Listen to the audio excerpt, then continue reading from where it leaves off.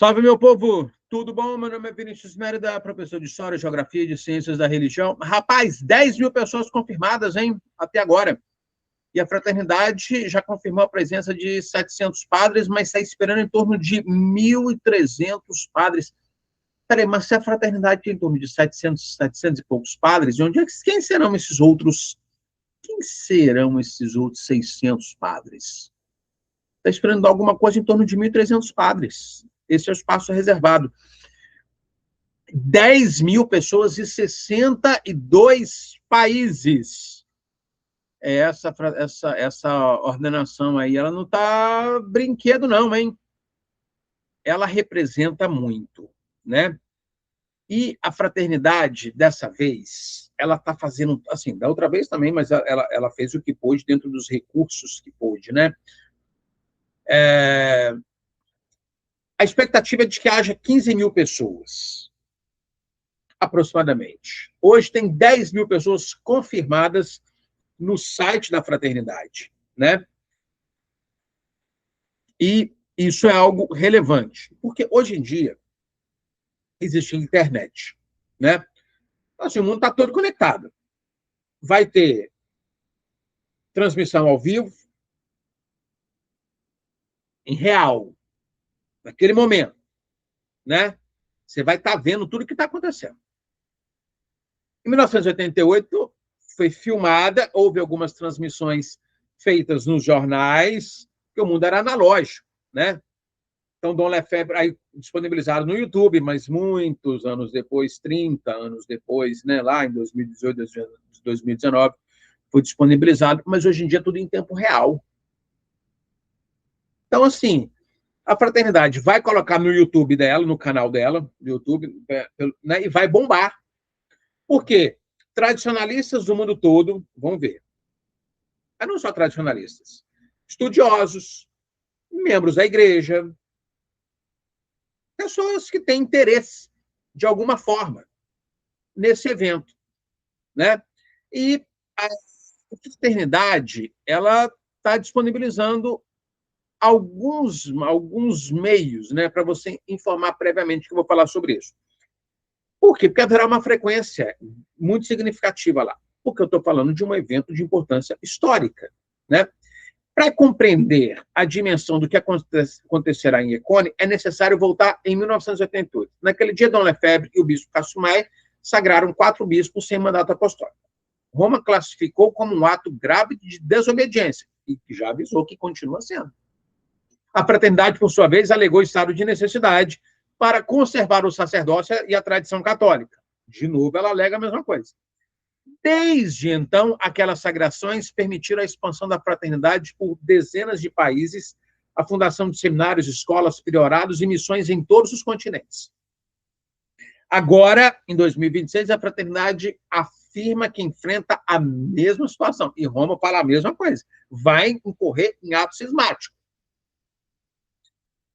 2 bispos sagrados já faleceram. Os demais encontram-se em idade razoavelmente avançada, estão na casa dos 70 anos.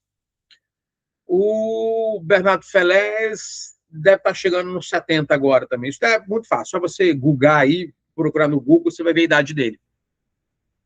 Os 2 bispos sagrados já faleceram, 2 estão em idades avançadas, por isso serão sagrados 4 novos bispos para garantir a continuidade da Fraternidade, do legado do Marcelo Lefebvre. Alguém fala para continuar a transmitir o legado da tradição, da fraternidade, da tradição católica, etc. Enfim, ok, tudo bem. Como você acredita, como você quiser. No dia 29, haverá ordenações sacerdotais, né? E a Fraternidade já disponibilizou todo um roteiro para isso. Então, existe já uma programação, né? No dia 29 haverá as ordenações sacerdotais, haverá a missa pontifical das ordenações, as primeiras bênçãos dos novos sacerdotes, área de alimentação aberta, vésperas pontificais com bênção do Santíssimo, encerramento do dia. No dia 30, as primeiras missas. Então, diversos novos padres vão celebrar suas primeiras missas no seminário. Eu já estive lá, cara. Eu fui muito feliz enquanto eu estive no seminário da Fraternidade. A igreja é linda, E no seminário tem espalhados diversos, eu andei lá, tenho diversas gravações que eu fiz, que eu guardo com muito carinho, muito amor, muita gratidão à fraternidade. O pessoal fala assim, você é inimigo da fraternidade? Você não gosta da fraternidade? Você é contra a fraternidade? Cara, eu amo a fraternidade. Eu tenho um respeito, um carinho, uma gratidão, sou amigo da fraternidade. Mas deixa eu te falar um negócio. O fato de eu ser amigo da fraternidade, na condição de professor, historiador, etc., enfim, isso não quer dizer que eu tenho que concordar com a fraternidade em tudo. Eu já disse isso. O meu temor, eu tenho muito amor pela fraternidade, e o meu temor é que um desses bispos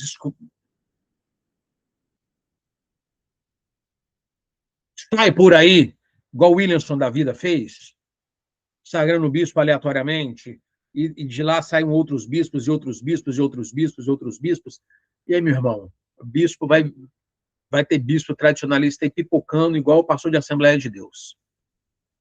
Entendeu? Todos eles em diferentes frentes, alegando a defesa da tradição católica sem nenhum entendimento entre si, porque é isso que acontece.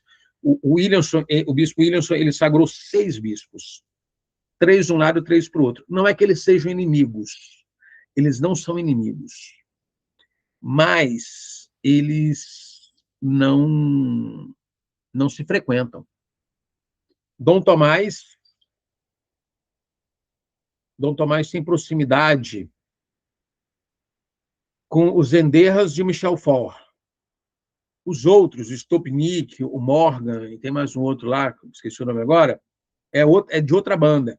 Tanto é que lá no Sul teve um padre que deixou o Mosteiro de Friburgo, deixou a questão do seminário lá em Friburgo, que Dom Tomás comprou o barulho dele, e aí sei lá o que aconteceu, mas ele foi viver a vida dele lá no Sul, e hoje esse padre, ele é assistido por outro bispo. Dom Tomás já mandou a real assim, agora cada um por si, cada um segue seu caminho.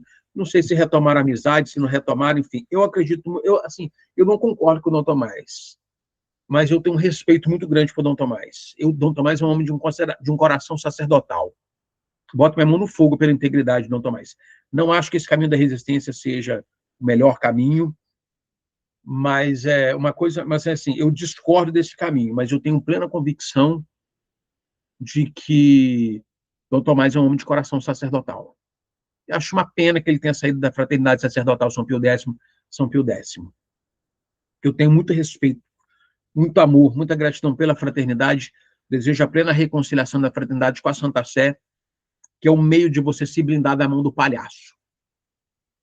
Aqui na minha cidade tem uma expressão que diz assim, quando você está bêbado, você está na mão do palhaço. E o Richard Williamson, ele deixou um legado muito ruim. Eu tenho fotos com ele, já tive nas sagrações, tenho 2 fotos com eles, em 2015 e 2016, e continuo nas minhas redes sociais. Enfim. Anyway. Mas a fraternidade, eu tenho muito respeito pela fraternidade, tenho muito amor pela fraternidade, e desejo que ela se blinde da mão do palhaço, blinde o seu episcopado, blinde o seu clero, os seus fiéis, de alguma forma, estando em comunhão com a Santa Sé, é o melhor caminho. E a fraternidade sabe disso, tanto é que buscou a anuência com Roma, a anuência de Roma.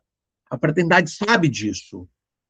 A fraternidade, muitas pessoas da fraternidade chamam os padres de Campos de traidores, etc., trair o legado de Dom Antônio de Castro-Maier, enfim, mas a fraternidade já pretendeu fazer não o mesmo caminho, mas alguma questão semelhante em buscar a anuência da Santa Sé. Só que a coisa não aconteceu da maneira que a fraternidade quis, então ela recuou e seguiu por um lado, seguiu pelo seu caminho de intransigência. Intransigência aqui que eu estou falando é um termo técnico, antimoderno, né? De recusa à proposta do Concílio Vaticano II.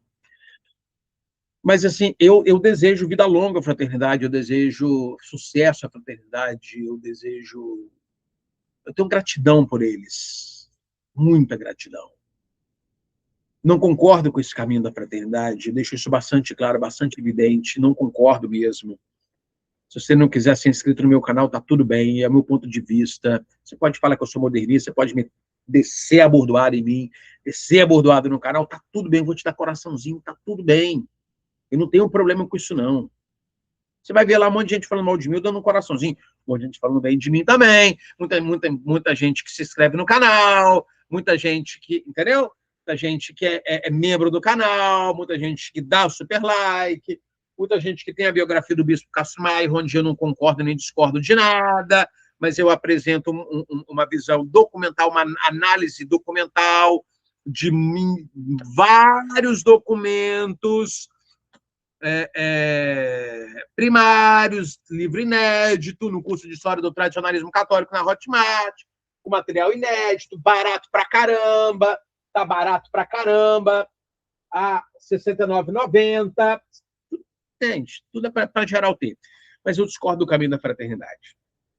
Mas é uma instituição séria e ninguém tem a menor dúvida disso. Mas a questão é a seguinte, como estava falando, o Richard Wilson foi lá e sagrou 6 bispos, 3 para um lado e 3 para o outro. Pelo menos era. Até algum tempo atrás, alguns meses atrás, era assim. Hoje eu já não sei mais, porque a coisa muda tanto que acompanhar esse dinamismo do tradicionalismo não é uma coisa simples, não. É complexo. Porque há uma autonomia dos indivíduos. Há uma autonomia dos indivíduos. Certo? Isso é algo bastante moderno, né? Então, assim, haverá uma série de questões, de eventos, né? Aí, no dia 1º de julho, haverá, sim, às 9 horas da manhã, sagrações episcopais. 9 horas da manhã, da Suíça, diferença de 5 horas, 4 horas da manhã aqui no Brasil. O brasileiro vai acordar e vai todo mundo lá, direto, baile todo ligado lá no YouTube, né? Da fraternidade, que vai ser transmitido. E aí se encerra, então, assim, no dia 2 de julho. Então, haverá um roteiro, né, assim, do dia 29, com as ordenações sacerdotais, as primeiras missas no dia 30, as sagrações no dia 1º, e o encerramento com a refeição final dos peregrinos no dia 2 de julho. E aí você tem como, né, tem a galera lá saindo, enfim, tem pacote de viagem, você pode ir de carro, você pode ir de trem, saindo do Brasil você vai de avião, e chegando na Europa você pode ir de carro, você pode ir de ônibus, você pode ir de trem. Eu já fui, vou te dar uma dica. Eu fui Rio, Madrid, Milão. Aí, Milão, eu peguei um trem em Sion, como chegar a Econe, em Sion. Peguei um trem de... Aí o padre Iglesias foi lá me buscar na estação do trem. E aí eu fiquei lá na estação do trem, e aí ele foi lá me buscar, fiquei lá em Econe, enfim, foi muito bom. Foi muito legal. E aí eles estão dando, assim, hotéis econômicos, de 80 a 120 francos por noite. Isso daí chega a dar R$830 por noite. Isso daí é o econômico, hein? O intermediário, de 130 a 220 francos suíços por noite, de 900 a 1.500 reais por noite. Os superiores, de 250 a 400 francos suíços, de 1.700 a 2.800 reais por noite. Aí tem a alimentação, né? A organização confirmou áreas de alimentação durante o evento, você tem que avisar com antecedência. Aí tem um café da manhã de 70 a 140 reais, tem um almoço de 140 a 245 reais, tem um jantar de 175 a 350 reais. Quanto custaria a viagem completa? Então, a passagem, 6.500, a hospedagem, 2.500 reais, a alimentação, R$1.000, aproximadamente R$10.500 por 4 dias em Econe. Eu fiquei de grátis lá, não gastei isso, não. E aí, meu irmão, você faz a sua inscrição, você precisa fazer a sua inscrição, você tem que fazer a sua inscrição. Você pode chegar lá do jeito que você quiser, de carro, de bicicleta, de velotrol, de cipó, voando, do jeito que você quiser. Só que você tem que fazer a sua inscrição. E aí você vai emitir, não sei como, né? Você vai emitir uma fitinha, uma credencial, para você entrar lá. Porque eles querem ter o controle, né? São suíços, são metódicos, são, enfim, muito metódicos, né? Não é um negócio bagunçado, não. E aí, eles não querem ter nenhum problema com hospedagem, não querem ter nenhum problema com superlotação, querem ter uma previsibilidade. Eu desejo vida longa para a fraternidade, desejo uma reconciliação com a Santa Sé. Esse é o meu desejo para a fraternidade. concorde você ou não. Um grande abraço, tudo de bom, sucesso sempre. A gente se fala.